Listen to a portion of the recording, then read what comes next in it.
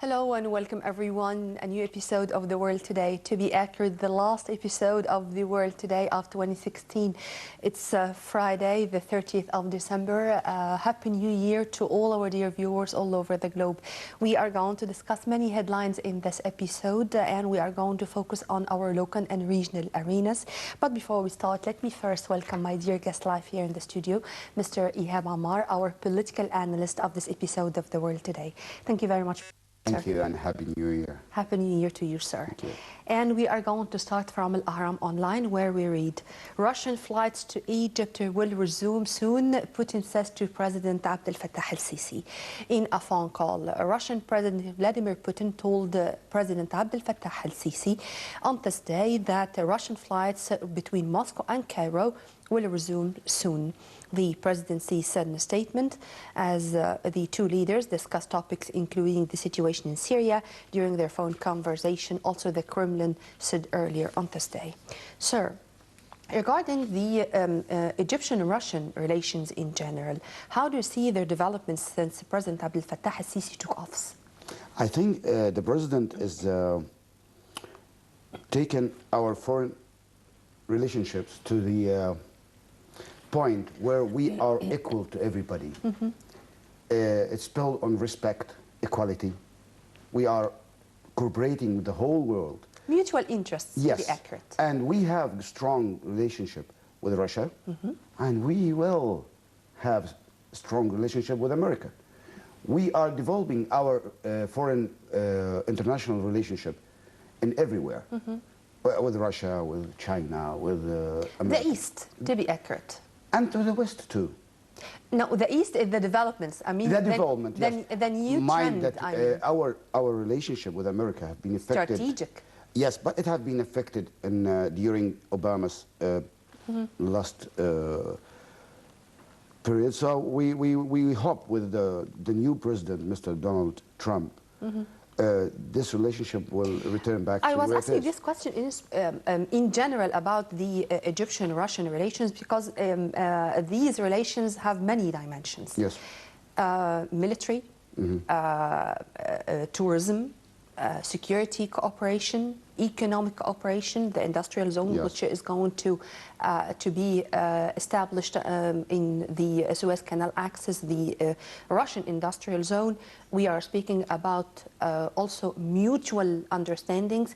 Also, what I read today that Russian President Vladimir Putin said that he hopes that Egypt is going to participate in the very special talks on Syria, which are going to take place in Astana.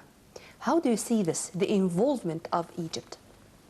I would thank Mr. President Putin about his words about Egypt, but Egypt is a very strong player in the Middle East. Yes. And it is normal to be there. It is not about wishes or hopes, it is about facts. Anything that goes on in the Middle East, you cannot solve it without Egypt. Amen to that. Regarding this issue of resuming the flights between Cairo and Moscow, and to be accurate, between Moscow and Sharm el-Sheikh, yes, let's be that frank. Isn't it a message to the international community speaking about Egypt as a country which should be the touristic destination for people from all over the world? Okay. Promise me that you won't be angry at me. Sharm el-Sheikh is Egypt. So it is still between Egypt and Russia. So yes, it is a very strong message. And there is now talks about the European tourists come back again. The Russians have very strong interest in the relations with us. And they have no... On all levels, to be yes, in fact. Of course. And to be accurate. And mind that we have a very old relationship. It is not a new relationship. Yeah, we are returning our old relationship back again to the present. But it was very old and very strong relationships. Yeah. I wish. And it's even older than the high dam issue.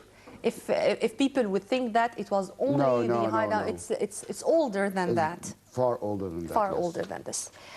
Tomorrow is another day, and we hope that tomorrow is going to be better, inshallah. Inshallah.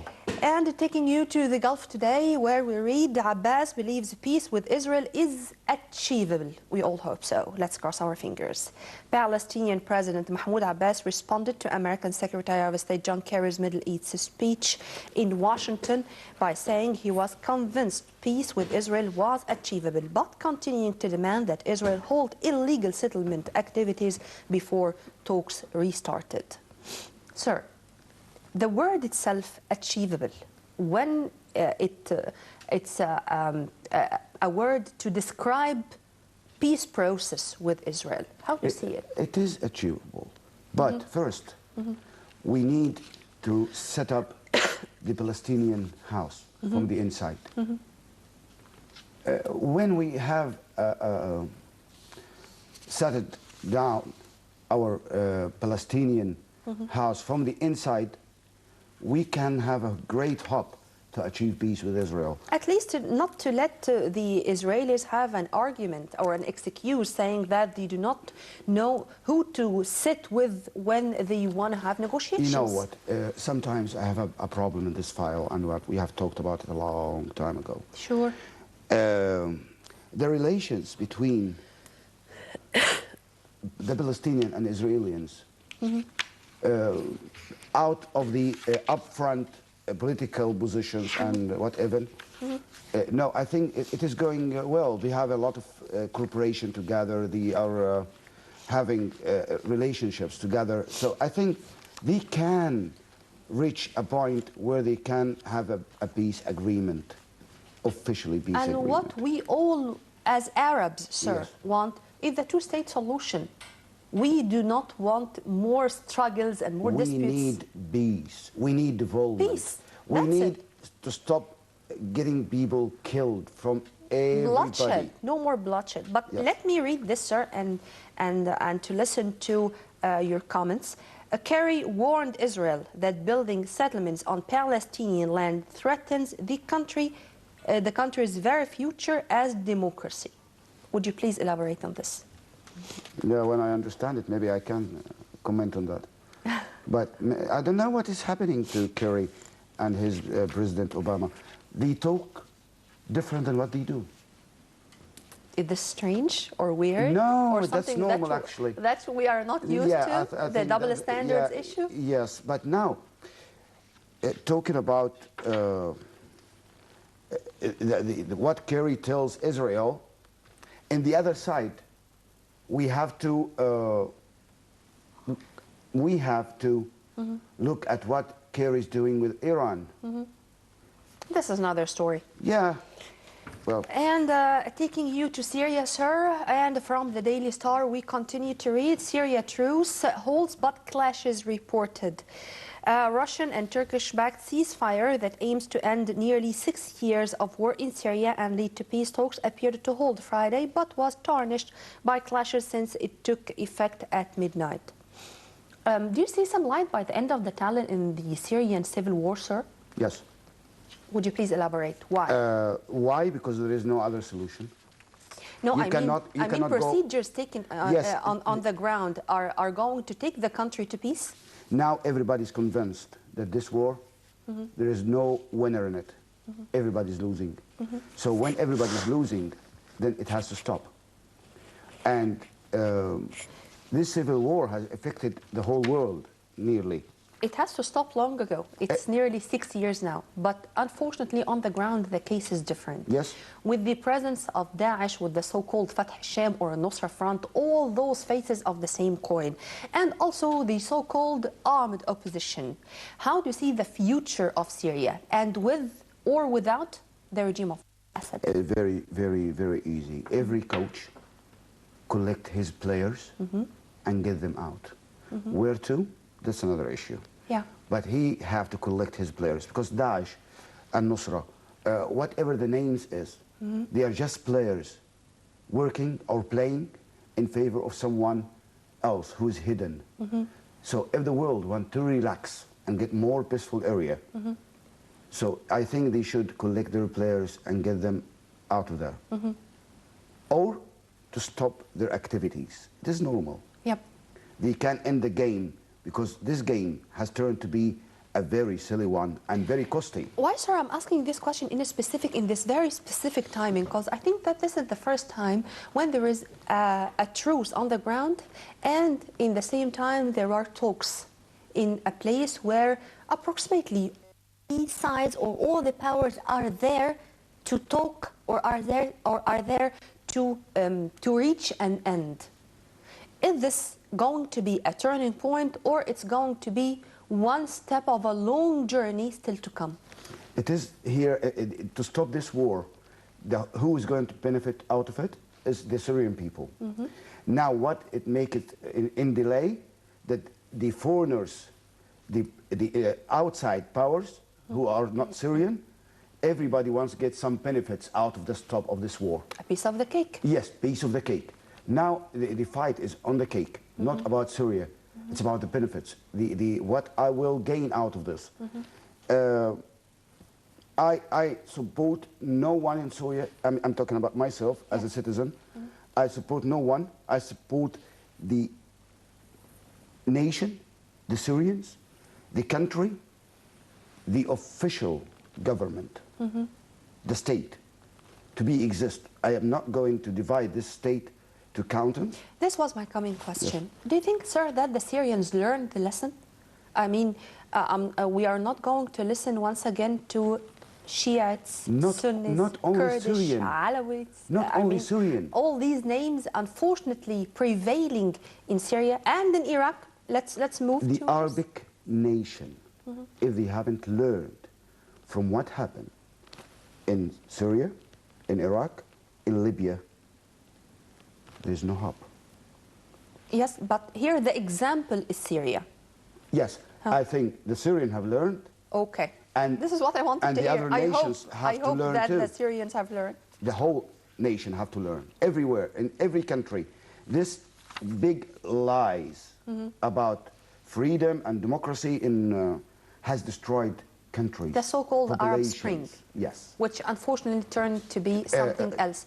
Even if there were people with good intentions, but the implementation on the ground with what they had in mind was not at all neither democracy nor freedom. Yes. And whenever we are speaking about Syria, we are going to move from Syria to Iraq and to another chapter of the story. Iraq launches a second phase of Al-Mosul assault. Iraqi security forces began the second phase of their offensive against Daesh militants in Mosul, pushing from 3 directions into eastern districts where the battle has been deadlocked for nearly a month. Sir, maybe it's the same story, but in Iraq the case is different at least in one thing, that the elite Iraqi service or forces are those who are launching this assault against the Daesh militants inside Mosul. Unfortunately, the case in Syria is different because foreign forces are those who are, responsible for fighting the militants there. I should say that Iraq is more lucky, having their own forces, having their own men. Both countries have a very strong external intervention. Yes, there is foreign powers is playing in Iraq, Iran, America, and America. I'm talking about the Obama's administration up to now. Other powers, they are playing inside. See, even, sir, how the Khalij Time is saying this, U.S. military advisors were seen watching operations, not intervening into the story. Or these are only words or ink on paper, and what's going on the ground is another story. This is the polite description. But watching what? They can watch it on TV. They have some technology. They can watch the war everywhere. No, they said that they do have the mission to train the Iraqis how to deal with those militants on the ground. The American forces already exist in Iraq. They have destroyed Iraq from day one. They destroyed Syria from day one. And they are responsible in front of the whole world to recorrect what they have done.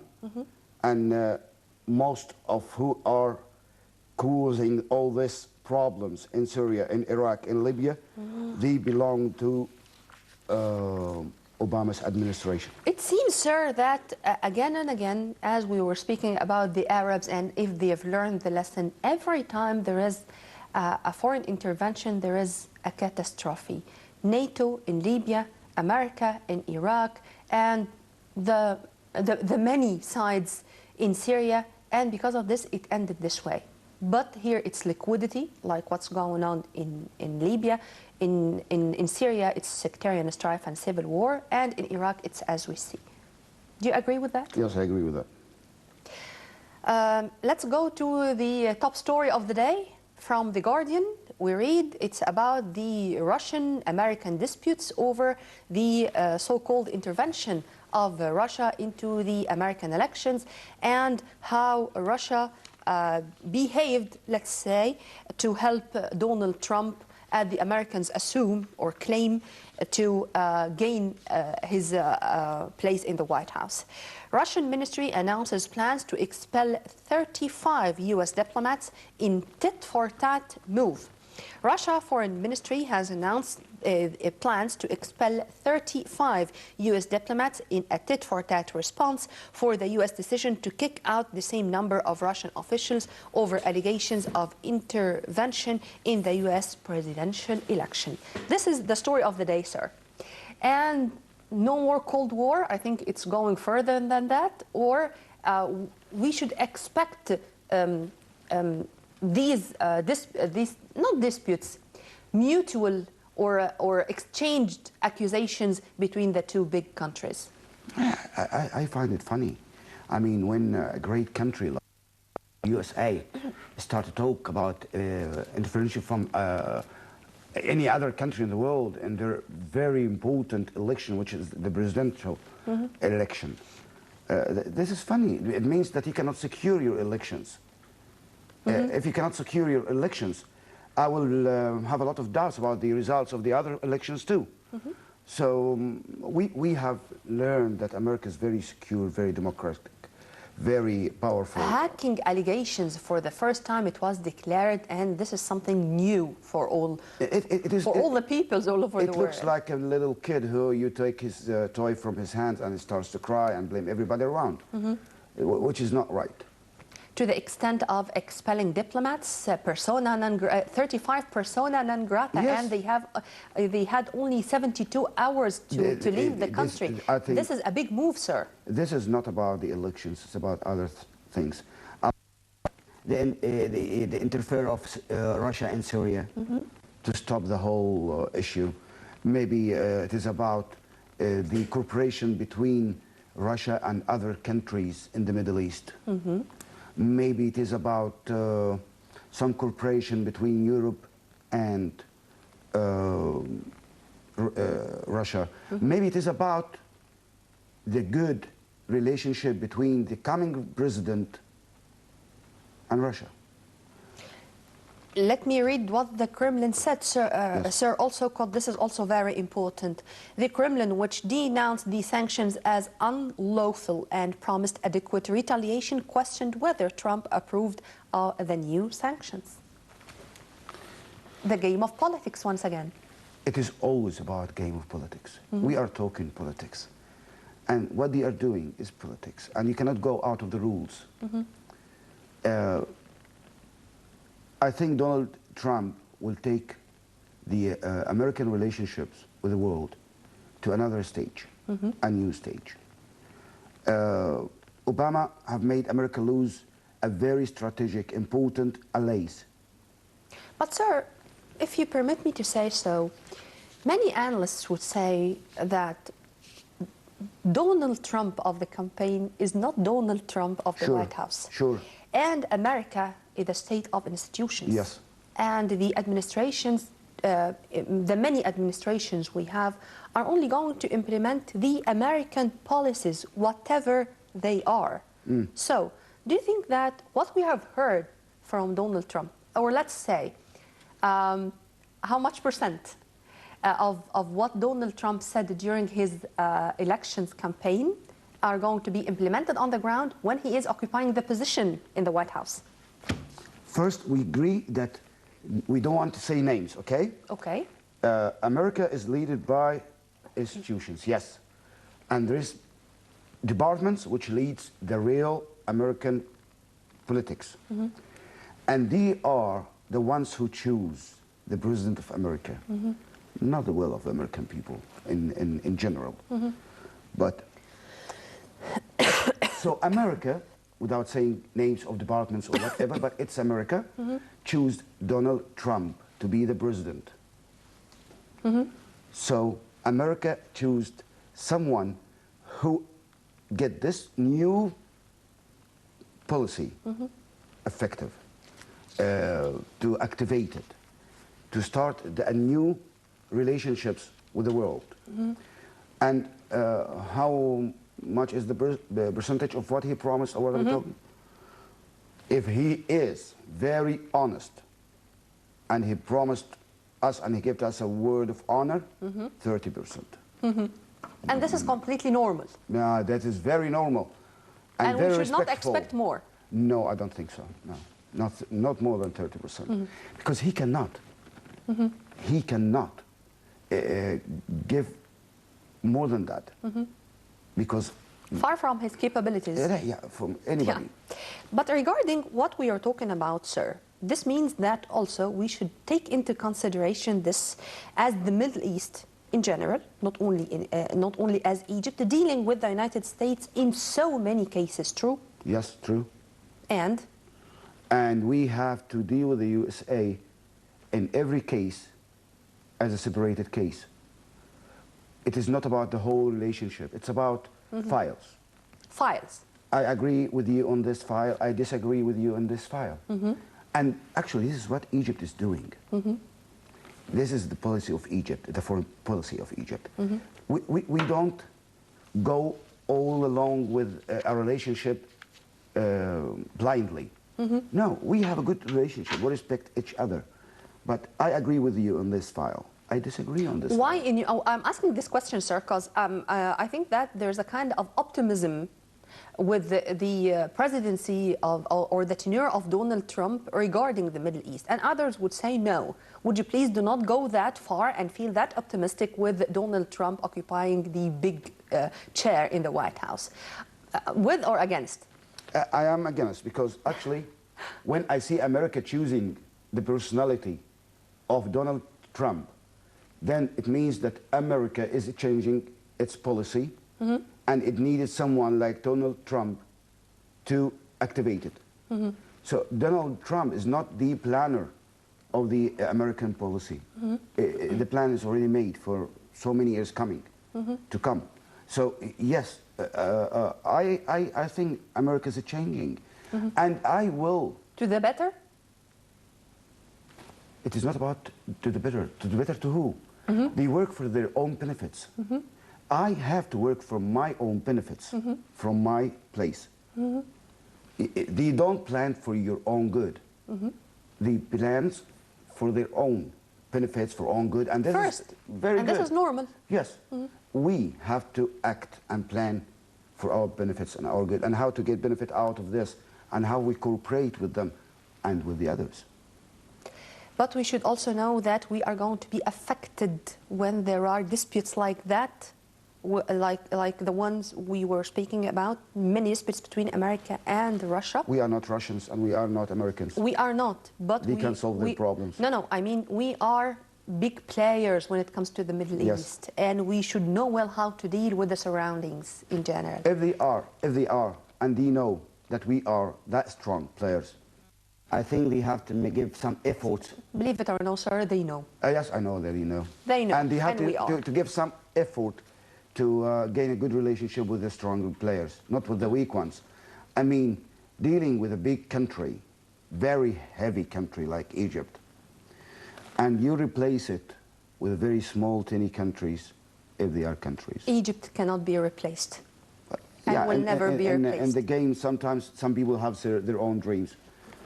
Their own dreams. Yeah, but still, it is dreams. Never, it is dreams. To be accurate, sir, it's not dreams, it's some hallucinations. I agree. To be accurate. I agree. Well, sir, by this we come to the end of this special episode of The World Today because it's the last in 2016. Tomorrow is another day, and Happy New Year to you. Happy New Year, and I wish Happy New Year for the whole world and all mankind. And I hope 2017 will be a more peaceful year and more positive year. We carry joy and happiness to all people all over the world. So. We all hope so. We pray for that. Inshallah. Inshallah. Well, dear viewers, that's it for now. Stay tuned on Nile TV International always for more updates, for more details, for more news, and for more. Please log on to www.nileinternational.net. Many thanks for watching. In just a few minutes, I'm going to come back with our last edition of our top stories, so stay tuned.